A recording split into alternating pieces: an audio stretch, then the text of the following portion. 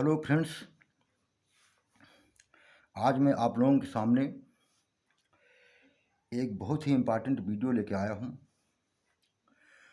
जो method of working में लगभग हर वर्ष परीक्षा में पूछा जाता है।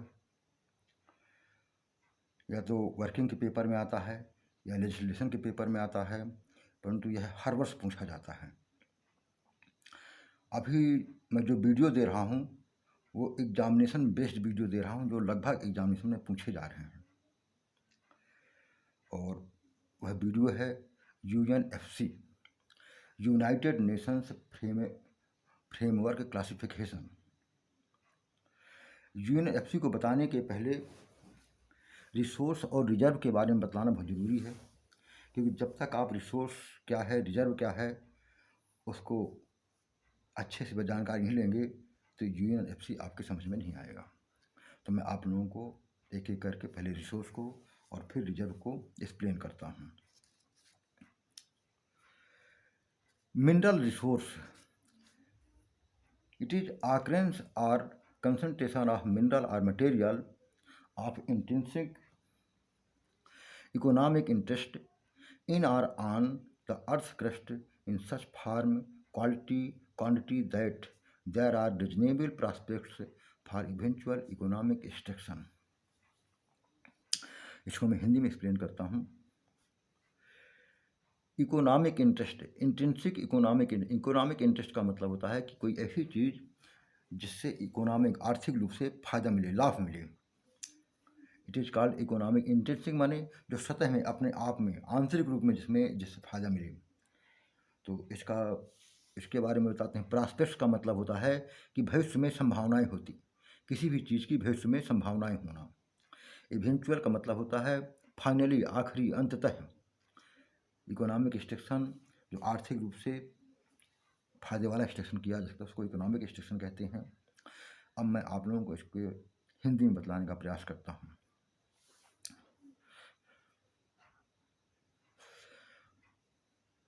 आंतरिक आर्थिक लाभ वाले किसी मिनरल और मटेरियल की वह मात्रा जो पृथ्वी की सतह के नीचे या पृथ्वी की सतह पर ऐसे फॉर्म, क्वालिटी और क्वांटिटी में पाई जाती है कि जिसके अंततः इकोनॉमिक एक्सट्रैक्शन के लिए उचित पर्याप्त संभावनाएं विद्यमान होती हैं। मतलब किसी भी मिनरल या मटेरियल की वह मात्रा जो इकोनॉमिक इंटरेस्ट की है, जो पृथ्वी की सतह के नीचे, पृथ्वी की सतह में ऊपर ऐसे फॉर्म में, ऐसे रूप में, ऐसे क्वालिटी या क्वांटिटी में पाई जाती है जिसके इकोनॉमिक एक्सट्रैक्शन करने की उचित भविष्य की संभावनाएं हमेशा विद्यमान रहती हैं। इसके आगे इसमें दिया हुआ है location, quantity, grade, geological characteristics and continuity are known, estimated or interpreted from specific geological evidence and knowledge। जो मिनरल मटेरियल होता है उसकी location, quantity, grade, geological characteristics and continuity और कंटिन्यूटी विशेष भूगर्भीय परमाणु और नॉलेज, ज्ञान के आधार पर एस्टिमेटेड, निर्धारित किया जाता है या इंटिपेट किया जाता है या जाना जाता है। It is clear. तीसरा है subdivided in order of increasing geological confidence as follows. यह है जियोलॉजिकल कॉन्फिडेंस के बढ़ते हुए क्रम के आधार पर निम्नानुसार सब डिवाइड किया जाता है, या इसके बढ़ते हुए क्रम के, इसके मिनरल रिसोर्स के जियोलॉजिकल कॉन्फिडेंस के बढ़ते क्रम के आधार पर निम्नलिखित 3 प्रकार होते हैं। ये 3 कैटेगरी में डिवाइड किया जाता है। पहला मिनरल रिसोर्स होता है इन्फेयर्ड मिनरल रिसोर्स, दूसरा मिनरल रिसोर्स होता है इंडिकेटेड मिनरल रिसोर्स और तीसरा होता है मेजर्ड मिनरल रिसोर्स। इन्फेयर्ड का मतलब होता है अनुमानित, अनुमान लगाना, जिसको अनुमान किसी चीज़ को देख करके कि यहाँ पर ये चीज़ है तो वो भी चीज़ आगे हो सकती है, अनुमान लगाया जाता है। ये कोई करेक्ट नहीं रहता है और किसी चीज़ को 100% नहीं बोला जा सकता कि वो चीज़ वहाँ पर होगी, पर अनुमान भी लगाया जा सकता है कि हो भी सकती है, होने की संभावना होती है। तो इन्फेयर्ड मिनरल रिसोर्स जो होता है, it is estimated with low level of confidence. निम्न स्तर के कॉन्फिडेंस के आधार पर ये इसका निर्धारण किया जाता है। इसका दिया हुआ है नीचे, tonnage, grade and mineral content can be estimated with low level of confidence inferred from geological evidence. किसी भी मिनरल का टनेज, ग्रेड और मिनरल कंटेंट, मिनरल की मात्रा निम्न स्तर के कॉन्फिडेंस के आधार पर निर्धारित की जा सकती है। इनफेयर फ्रॉम जियोलॉजिकल एविडेंस, भूगर्भीय प्रमाणों के आधार पर अनुमान लगाया जाता है। नंबर 2 दूसरा है indicated mineral reserve estimated with reasonable level of confidence. इसमें उचित स्तर के, पिछले वाले से कुछ ज़्यादा अधिक हैं, उचित स्तर के, पर्याप्त स्तर के कॉन्फिडेंस के आधार पर निर्धारण किया जाता है। इसमें नीचे डिटेल में दिया हुआ है, tonnage, densities, shape, physical characteristics, grade and mineral content can be estimated with reasonable level of confidence based on exploration, sampling and testing information, location of boreholes, pits etc to widely spaced.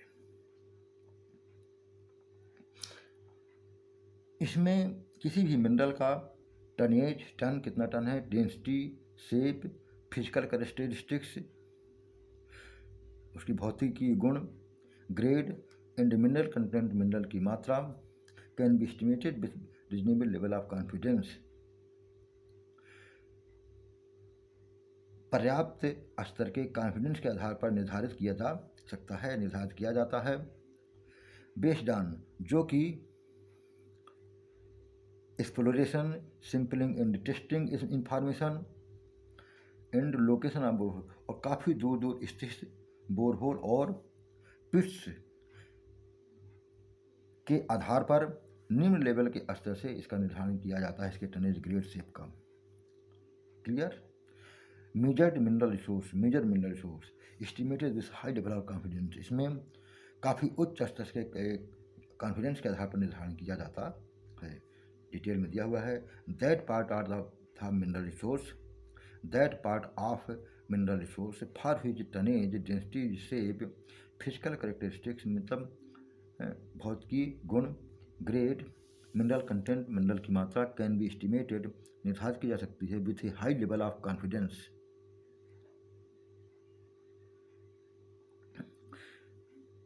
इसमें mineral resource का वह भाग जिसके लिए tonnage, density, shape, physical characteristics, grade तथा mineral की मात्रा, mineral content उच्च स्तर के कॉन्फिडेंस के आधार पर निर्धारित किया जा सकता है या निर्धारित किया जाता है।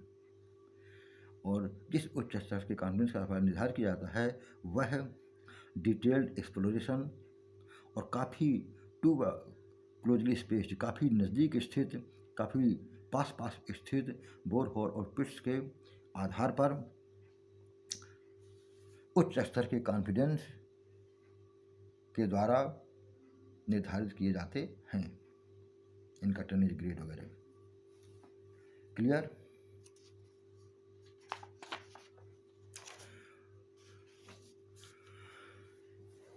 रिसोर्स और 3 प्रकार के होते हैं।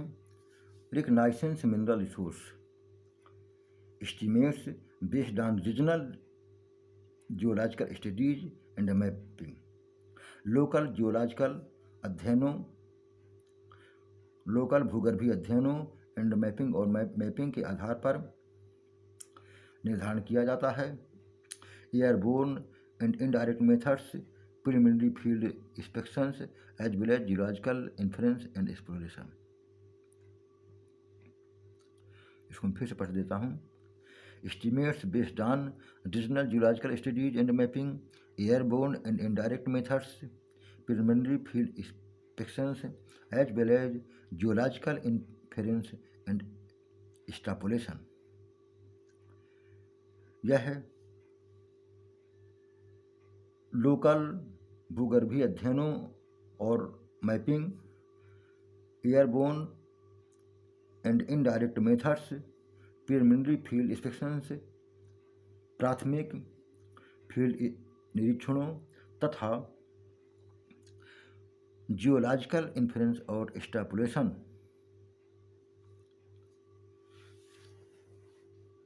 के आधार पर इसमें मिनरल का एस्टिमेशन किया जाता है, निर्धारण किया जाता है।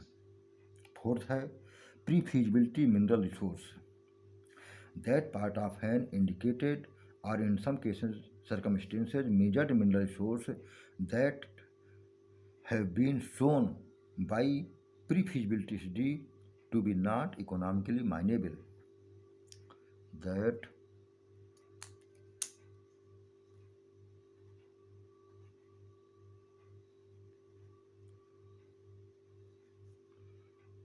have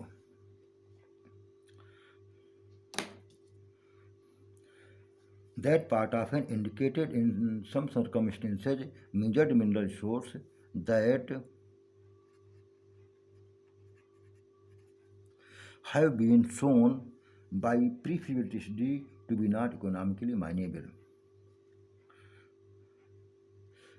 इंडिकेटेड मिनरल रिसोर्स और कुछ परिस्थितियों में मेजर्ड मिनरल रिसोर्स का वह भाग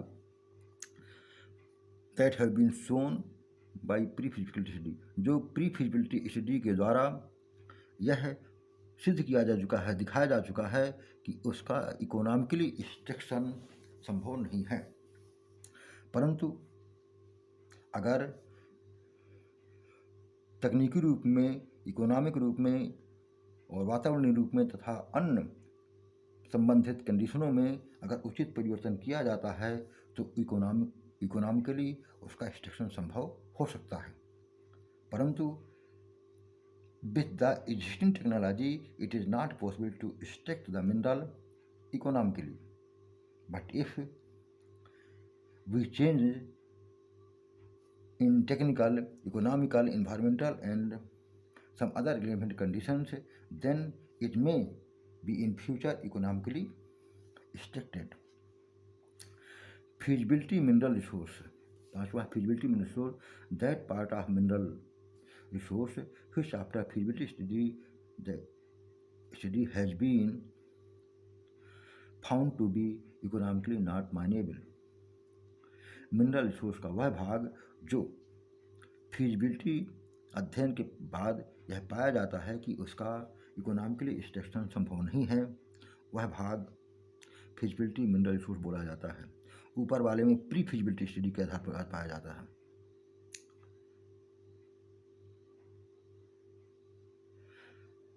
जो प्री फीजिबिलिटी मिनरल रिसोर्स है, इसमें प्री फीजिबिलिटी स्टडी के आधार पर पाया जाता था कि उसका इकोनॉमिकली एक्सट्रैक्शन संभव नहीं है।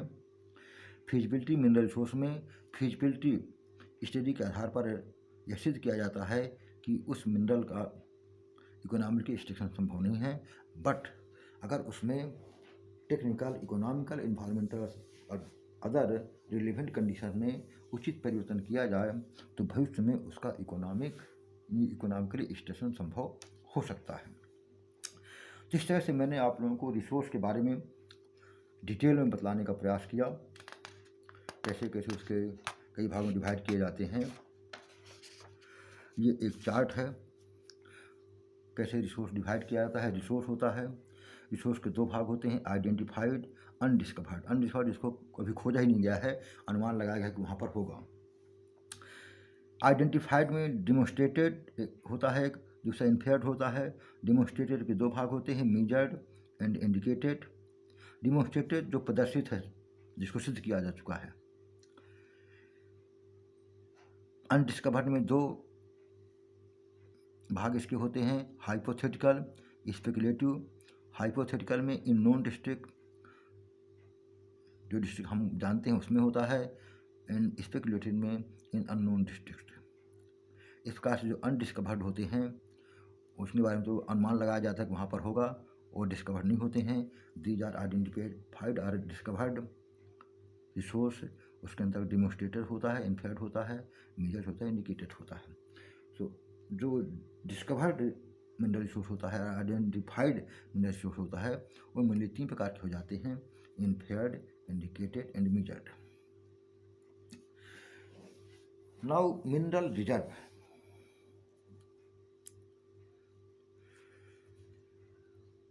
मिनरल रिजर्व क्या है? It is the economically mineable part of measured and indicated mineral resource.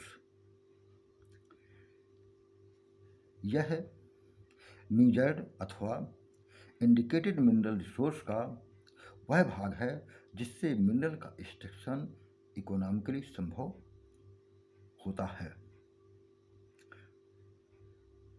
हो पाता है। मेजर्ड रिसोर्स अथवा इंडिकेटेड मिनरल रिसोर्स का वह भाग जिससे मिनरल का इकोनॉमिकली एक्सट्रैक्शन संभव होता है, उस भाग को मिनरल रिजर्व कहते हैं। मिनरल रिजर्व को दो भागों में या दो कैटेगरी में डिवाइड किया जाता है। इसका पहला भाग होता है proofed mineral reserve. Proofed mineral reserve economically mineable part of the measured mineral resource. Measured mineral resource का वह भाग जिससे मिनरल का इकोनॉमिकल एक्सट्रैक्शन हो पाता है, वह भाग प्रूफ्ड मिनरल रिजर्व कहलाता है। दूसरा होता है probable mineral reserve. Economically mineable part of indicated और in some cases a measured mineral resource. Indicated mineral resource अथवा कुछ केसों में, कुछ परिस्थितियों में कभी कभी मेजर्ड मिनरल रिसोर्स का वह भाग जिससे मिनरल का इकोनॉमिकली एक्सट्रैक्शन संभव हो पाता है, उसको प्रोबेबल मिनरल रिजर्व कहते हैं। प्रूव्ड मिनरल रिजर्व में केवल मेजर्ड मिनरल रिसोर्स के भाग लिए जाते हैं, but in case of probable mineral reserve indicated mineral resource का भाग तो लिया ही जाता है, पर कभी कभी मेजर्ड मिनरल रिसोर्स के भाग को भी इंक्लूड किया जाता है, लिया जाता है, जिससे मिनरल का इकोनॉमिक एक्सट्रैक्शन हो पाता है। तो इस प्रकार से जो रिजर्व होते हैं, मिनरल रिजर्व दो प्रकार के होते हैं, proofed mineral reserve and second is probable mineral reserve. Proofed mineral reserve में it is that part of the measured mineral resource from which mineral can be extracted economically. यह है मेजर्ड मिनरल रिसोर्स का वह भाग होता है जिससे mineral का इकोनॉमिकली एक्सट्रैक्शन किया जा सकता है। इसमें मेजर्ड मिनरल रिसोर्स ही लिया जाता है। But in probable mineral resource, probable mineral resource में इंडिकेटेड मिनरल रिसोर्स का मेनली मुख्य रूप से इंडिकेटेड मिनरल रिसोर्स का भाग लिया जाता है, बट इन सम केसों में, कुछ उदाहरणों में मेजर्ड मिनरल रिसोर्स का भी वह भाग लिया जाता है जिससे मिनरल का इकोनॉमिकली एक्सट्रैक्शन किया जा सकता है। मिनरल रिजर्व के बारे में कुछ और ज़्यादा जानकारी यहाँ पे मैं आपके सामने प्रस्तुत कर रहा हूँ। इसमें जो लिखा हुआ है मैं आप लोगों को बता रहा हूँ। A mineral occurrence that is deemed to be valuable after considering mining, metallurgical, economic, marketing, legal, environmental, social, governmental and other factors which are called modifying factors to determine the viability of the asset.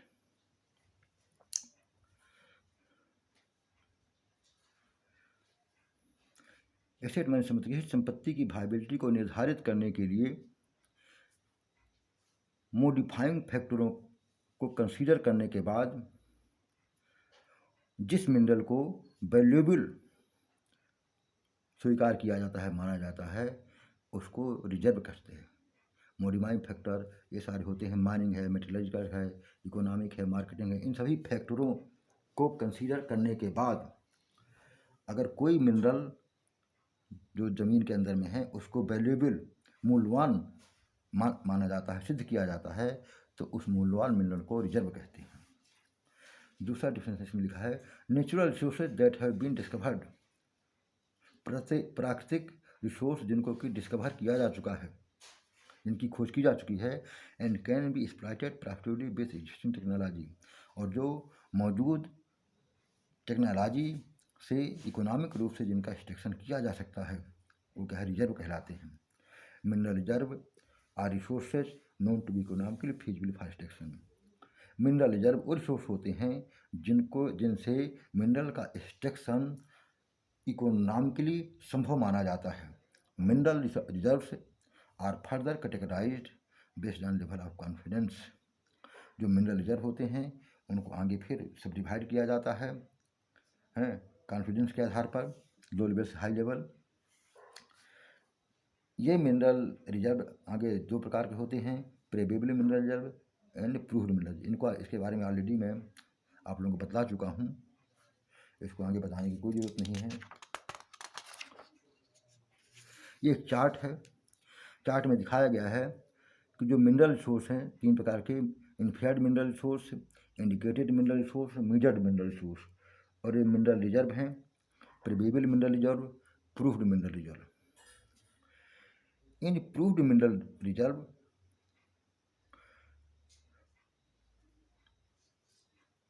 that part of the measured mineral resource taken from which mineral can be extracted economically.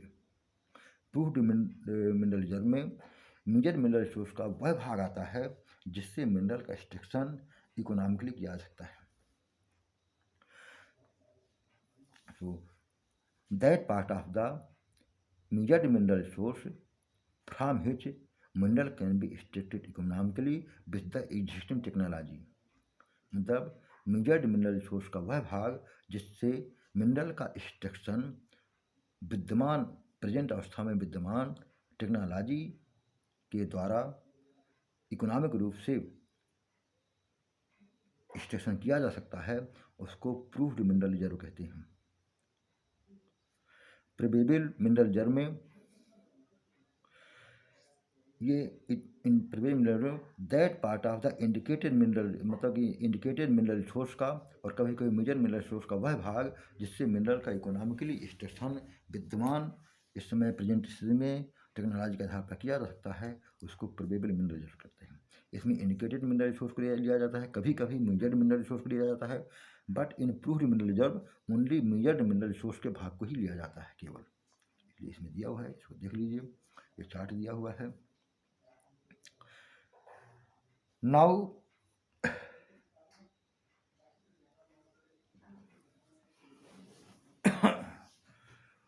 United Nations Framework Classification. United Nations Framework Classifications for Mineral Reserves and Resource.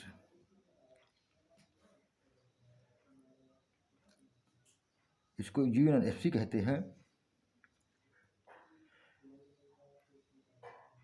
United Nations Framework Classifications for Mineral Reserve and Resource.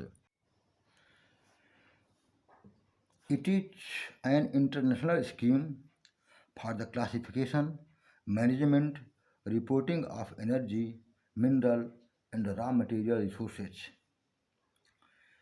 यह energy, mineral and raw material resources के classification, management और reporting के लिए एक international scheme है.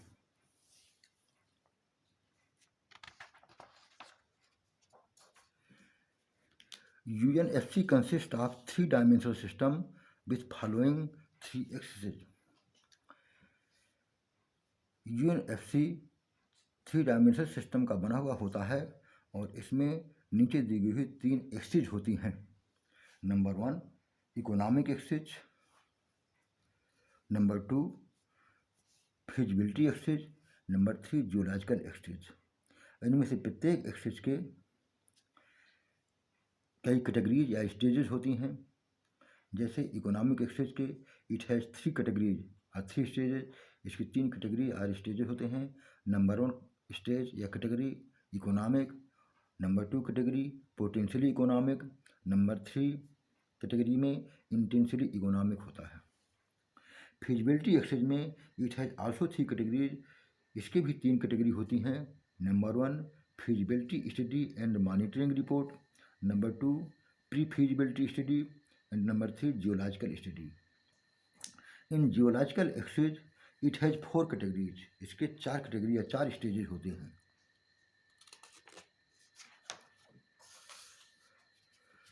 Number 1, detailed exploration.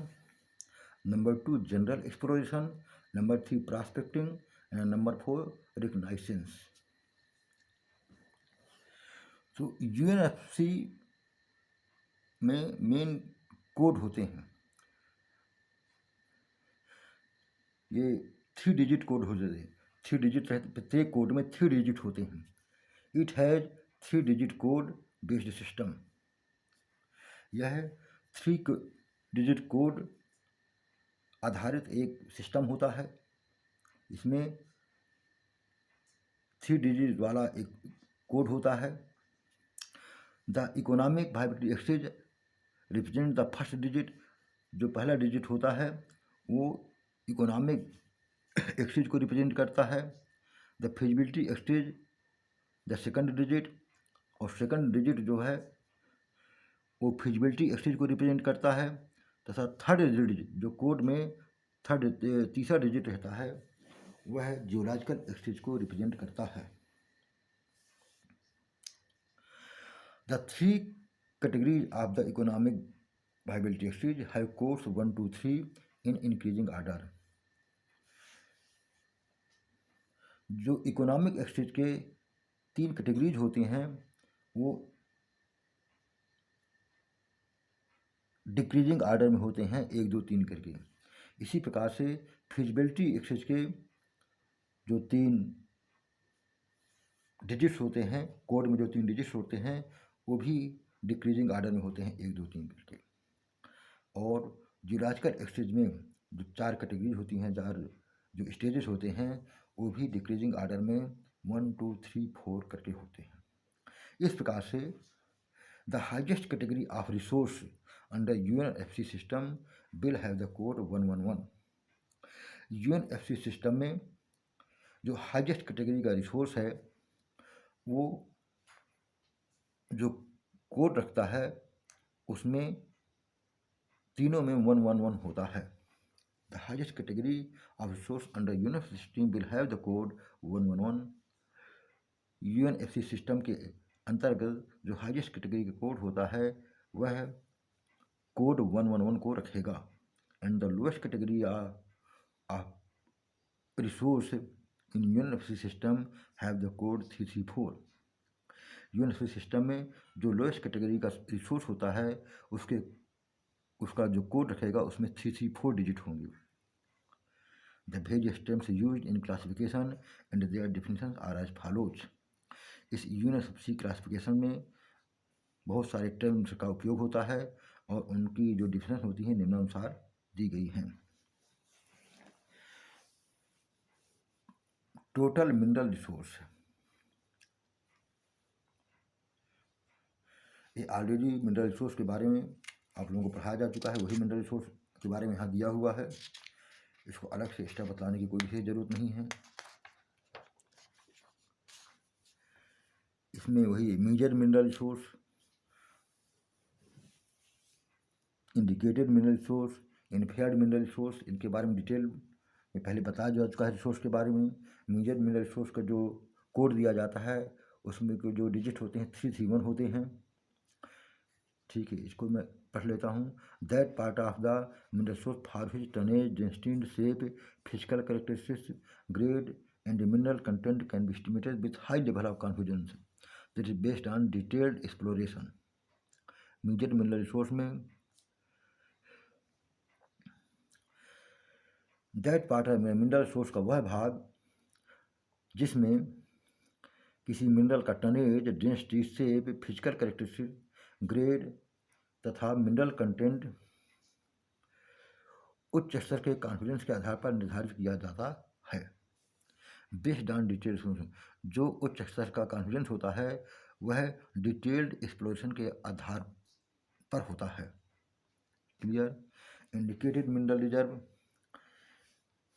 tonnage, density, shape, physical characteristics, grade, mineral content can be estimated with reasonable level of confidence based on exploration, sampling, and testing information, location of boreholes, pits too widely spaced.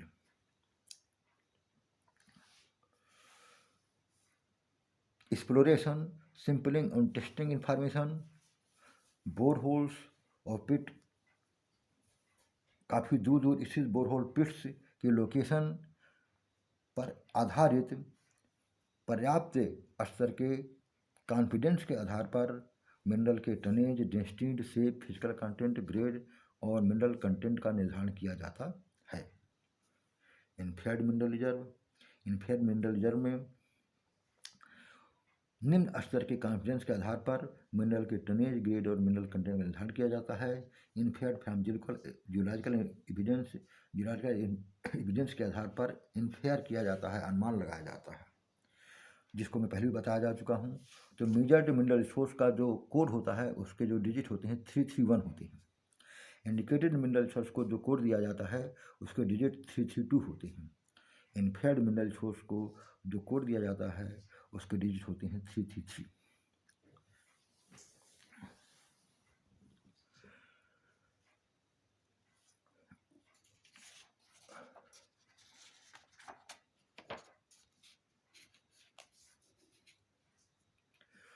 Three three one, 332, 33।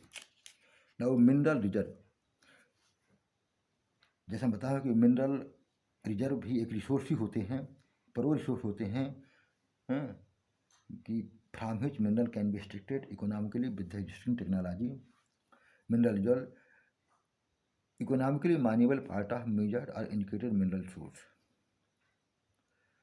Measured अथवा indicated mineral source का वह भाग जिससे mineral का economically extraction हो जाता है उसको मिनरल रिजर्व कहते हैं। मिनरल रिजर्व दो प्रकार का होता है, proved mineral reserve and probable mineral reserve. Proved mineral reserve वह कहता है जिसमें मेजर्ड मिनरल सोर्स का वह भाग जिससे मिनरल का इकोनॉमिकली एक्सट्रैक्शन हो पाता है उसको प्रूव्ड मिनरल रिजर्व कहते हैं। इन प्रूव्ड मिनरल रिजर्व में केवल मेजर्ड मिनरल सोर्स को ही इंक्लूड किया जाता है। इसको जो कोड दिया जाता है, हाईएस्ट कोड दिया जाता है, उसमें जो डिजिट रहते हैं 111 होता है। Now probable mineral source, it is economically mineable part of indicated or in some cases measured mineral source। Indicated mineral source या कुछ मामलों में या कभी कभी मेजर्ड मिनरल सोर्स का वह भाग जिससे मिनरल का इकोनॉमिक रूप से एक्सट्रैक्शन किया जा सकता है उस भाग को प्रोबेबल मिनरल रिजर्व कहते हैं। इसको जो कोड दिया जाता है उसके जो डिजिट होते हैं 121 और 122 होता है। जब हम किसी मेजर्ड मिनरल सोर्स के भाग से मिनरल का एक्सट्रैक्शन करते हैं तो उसमें 121 रहता है, जब इंडिकेटेड मिनरल सोर्स से करते हैं तो उसमें 122 रहता है। रिकग्नाइजेंस मिनरल रिसोर्स, इसको जो कोड दिया जाता है उसमें 334 होता है। Estimates based on regional geological studies and mapping, airborne and indirect methods, preliminary field inspections as well as geological inference and extrapolations। Local भूगर्भीय अध्ययनों एवं mapping, airborne and indirect methods, preliminary field inspection मतलब कि प्राथमिक field निरीक्षणों तथा geological influence भूगर्भीय अनुमानों, इन्फ्लुएंस में अनुमान लगाना, एंड एक्सट्रापोलेशन के आधार पर इसमें मिनरल का निर्धारण किया जाता है। इसको जो कोड दिया जाता है उसमें नंबरिंग जो रहती है, डिजिट जो रहते हैं 334 रहते हैं। प्री फिजिबिलिटी मिनरल रिसोर्स, इसमें जो कोड दिया जाता है 221 और 222 है। That part of indicated in some cases circumstantial measured mineral source that have been shown by pre-feasibility study to be not economically mineable।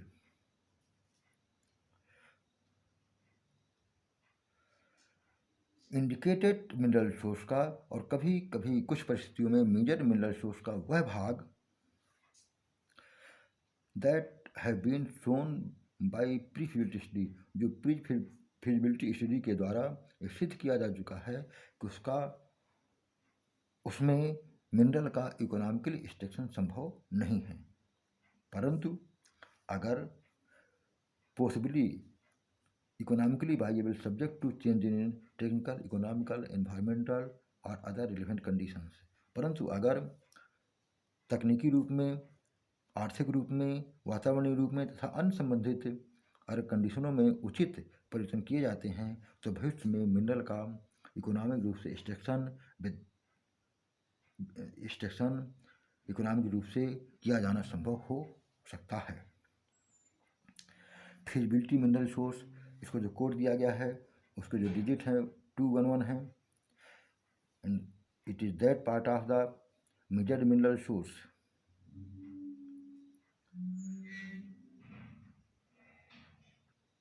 इसमें सिर्फ मेजर्ड मिनरल सोर्स को लिया गया है, इसमें इंडिकेटेड मिनरल सोर्स को लिया गया है। इसमें प्री फिजिबिलिटी स्टडी की गई है, इसमें फिजिबिलिटी स्टडी की गई है। That part of the measured mineral source का वह भाग जो फिजिबिलिटी स्टडी के बाद यह सिद्ध किया जा चुका है कि मिनरल का इकोनॉमिकली एक्सट्रैक्शन करना संभव नहीं है, परंतु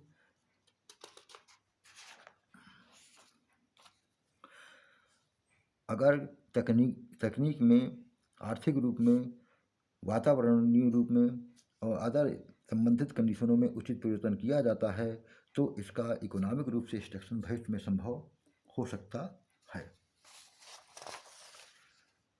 इसको 221 कोड दिया गया है। प्री फिजिबिलिटी मिनरल सोर्स में प्री फिजिबिलिटी स्टडी की जाती है, इसमें इंडिकेटेड और कुछ केसेस में मेजर मिनरल सोर्स को इंक्लूड किया जाता है। फिजिबिलिटी मिनरल रिसोर्स में फिजिबिलिटी स्टडी की जाती है, इसमें केवल मेजर्ड मिनरल सोर्स को ही इंक्लूड किया जाता है। जिस प्रकार से ये इसके कोड दिए जाते हैं, अब मैं आप लोगों को बतलाऊंगा कि ये परीक्षा में किस टाइप से आता है।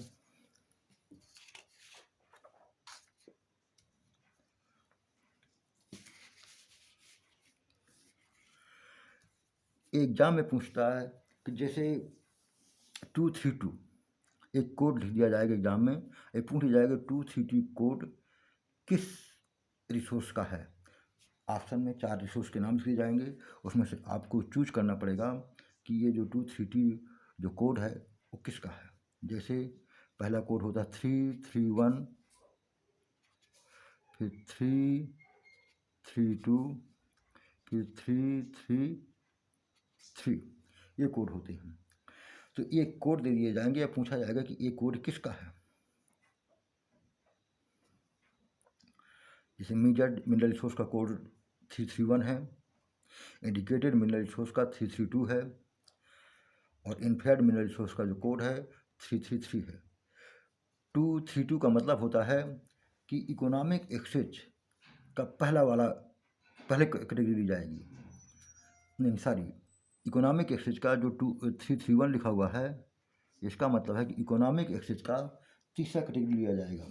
इकोनॉमिक एक्सचेंज का तीसरा कैटेगरी कौन सा है, जैसे यहाँ पर 331, इसमें इकोनॉमिक एक्सचेंज का तीसरा कैटेगरी लिया जाएगा।